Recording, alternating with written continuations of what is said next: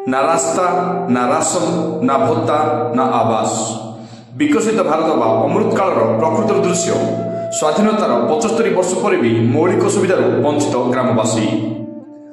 विकसित भारत बा अमृत काल नारा देउछन्ति केंद्र और राज्य सरकार, किंतु तृणमूल स्तर चित्र पूरापूरी भिन्न। एबे भी मौलिक सुविधार वंचित रंडासाही गाँ, ना रास्ता ना भत्ता ना राशन ना आवास एभली तमाम समस्या दयनीय जीवन अतिबाहित करुवा गाँ रंडासाही।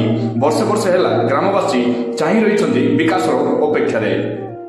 नाक नाही नथु गोड़ाउछु कहार पाई। प्रसंग जतिकि कौतुकिया आम राज्य सरकार बा केंद्र सरकार को विचार भी तद्रूप हास्यास्पद। गाँ को रास्ता न थाई लोके काद खसड़ा रोगी को खटिया होता बेले सरकार को लक्ष्मी बस योजना केवल लोक कोटा घा रे चून बोलिबा संगे समान। तेबे रास्ता न थाई विकास ठारू बहु दूर रही जाइतबा एही गाँ रंडासाही रो दुर्दशा को नहीं ग्रामवासी एबे जवाब देबाकू जोगी रहिछन्ति।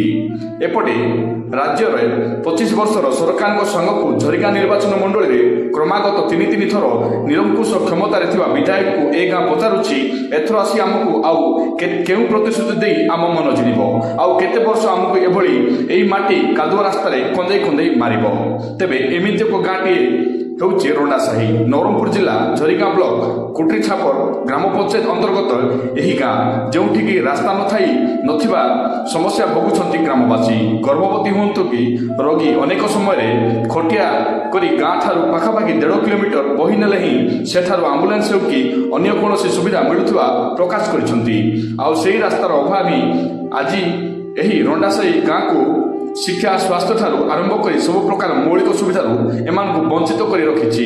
ए गाँटी अति पुराना होइथिले मध्य आज सुधा अवहेलित अवस्था पड़ी रही। ए गाँ बढ़िबा व्यतीत जेमिति सेमिति होई पड़ी रहिछि।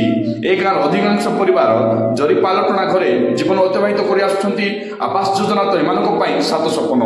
कहिबाकू गले आधार कार्ड आजिर दिन में जीवन जीविकार मुख्य आधार होइथिले मध्य एही गाँर पाखापाखि 25 लोकंकर आज सुधा आधार कार्ड होई पारिनी। ता छड़ा गाँव में 6 जन विधवा भत्ता पाइबा लगी योग्य थिले मध्य सेमानकु भत्ता मिल पारुनाही। ए गाँर अधिकांश परिवार पाखरे राशन कार्ड नथिबारु माने साधारण बंटन व्यवस्था वंचित होई रही जाइछन्ति, जहाँ कुली मजूरी करी चाउल किणी पेट दाना जोगाड़ुथिबा कहिछन्ति। विद्यालय गाँ ठारू पाखापाखि 1.5 किलोमीटर रु अधिक दूर में थिबा बेले रास्ता अभाव वर्षा दिन रास्ता कादुओ हो जाउथिबा कारणरू वर्षा दिन तमाम छोट छोट पिलांको पाठपढ़ा बंद। एभली तमाम समस्या को नहीं संघर्ष कर आसुवा गाँर भविष्य आउ केते दिन अंधार रहिबो, जहाकु नै एबे प्रश्न उठिबा स्वाभाविक। एपटे निर्वाचन पर निर्वाचन आउ माळमाळ प्रतिश्रुति किभली पानीर गार पलटि जाइछि, जार रंडासाही गाँ हेउछि एक ज्वलंत उदाहरण। एबे देखिबाक बाकी रहिला खबर प्रसारण पर प्रशासन पहुंचब कि रंडासाही